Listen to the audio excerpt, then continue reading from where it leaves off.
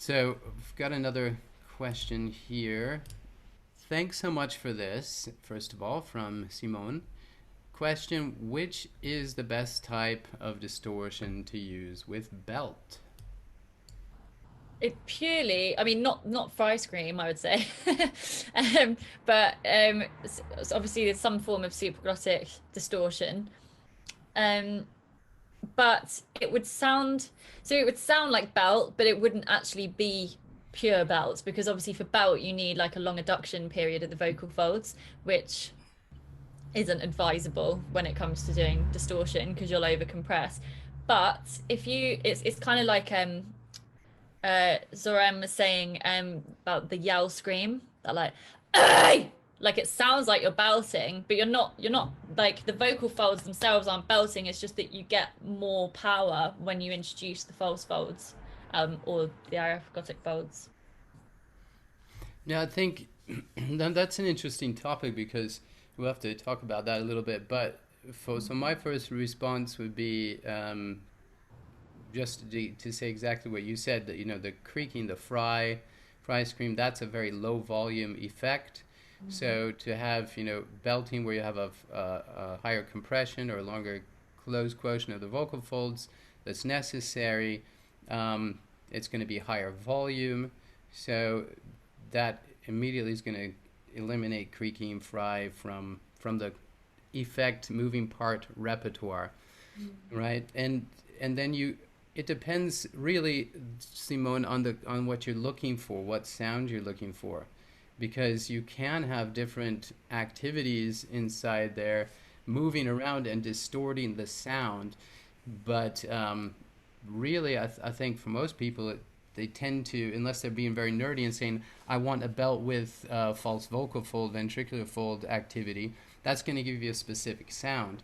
But that doesn't mean that's the only sound that you need or you can access. Most effects are a combination of various things. So I would also say it really depends on the sound you want and which ends up working best for you. Some people might get the arytenoid cartilages moving and it feels great and they're happy with the sound. Other people might be feeling much better with the even a uvula tongue interaction, and then you've got the false vocal folds and the epiglottic folds that we're kind of in the same opinion. Don't believe we can completely separate those, but Yeah. it's really the sound that you're going for. And it looks like to me, Nicole, when just based on your demonstration and also the way you're describing distortion and decompressing the vocal folds, that creates a very specific sound, but most of the time, I mean, if I'm doing let's say a belt, let's see if I can do one like on a G, hey, a belt sound, and I keep that sound, hey, hey, we can add different activities to that. What's, and I'm not sure. I feel, hey, hey, hey, hey, hey, hey. There's a lot of different ways to go with it, but I'm not necessarily trying to decompress the vocal folds. I'm curious is if just when you get that activation going with the motion, if it kind of happens automatically. Yeah, that's yeah, it's a good point. Yeah, because I think if you try and open the vocal folds, you're going to end up with a breathy sound. So yeah, I think you're completely right. You go for what feels natural and instinctively.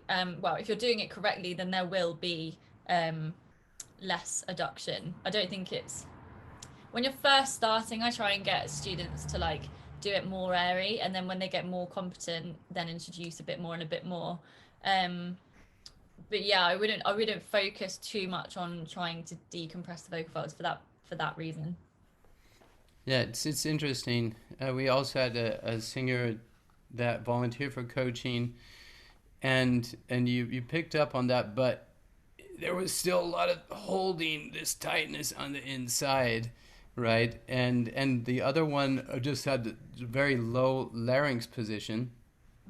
So you mentioned that don't relax, or I think Aliki was coaching him on that a little bit, saying when you decompress, don't lower the larynx, right? And sometimes that happens frequently with singers, even not using effects. They just they they they lower the larynx to get softer sometimes, or it's really interesting. So if you have the if you lower the larynx and it goes immediately to that breathy quality because you completely changed basically the vibratory pattern of the vocal folds, then you're also going to lose the whole internal setting that helps you maintain that effect. Yeah. Yeah. Yeah, I think it's helpful to know the sound you're going for, both the effect style and but also it helps a lot for the singer to know what are they doing without the effect. You know, like we had I think another volunteer. She was. I mean, I'd love to hear her sing that live. She was like an E6, and she was belting that out. That was super loud. But if she's gonna go for a fry scream up there, it's just gonna hurt. Like she was mentioning, it didn't feel comfortable because there was so much pressure. Yeah. It's